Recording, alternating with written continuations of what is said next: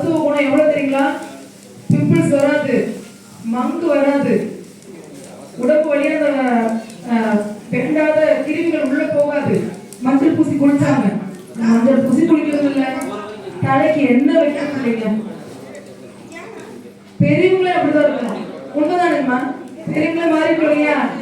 சின்னவங்களை பார்த்து நாமளும் என்ன பண்றோம்? சுடிதார் போட்டுட்டு இருக்கிறோங்க. ஒரு வயதுக்கு மேல நமக்கு உடை நாகரிகம் ஒண்ணு இருக்குது இல்லையா?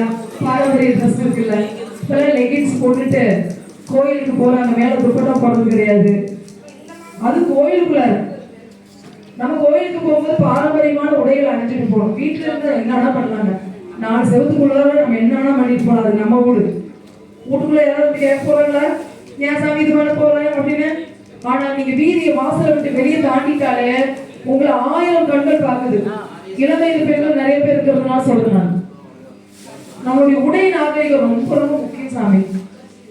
அழகா பொட்டு வைங்க. பொட்டு வைக்கிறது வெக்கப்படாதீங்க. ஒரு இஸ்லாமியனோ ஒரு கிறிஸ்துவனோ உள்ளா போறதுக்கோ சிலுவை அணிஞ்சுக்கிறதுக்கோ வெக்கப்படுறதே கிடையாது. ஆனா நாம என்ன பண்றோம்ங்க, வெக்க போறோம். ஐலைன்ல கண்ணுக்கும் மை தீட்டிக்கிறோம், பொட்டும் அதிலே வச்சுக்கிறோம். இது எந்த விதத்துல நியாயம்? நம்ம வீட்டுல இருக்கிற மூத்தவங்களை பாருங்க, மக்களை சுமங்கலியா இருக்கிறவங்களை அழகா பெரிய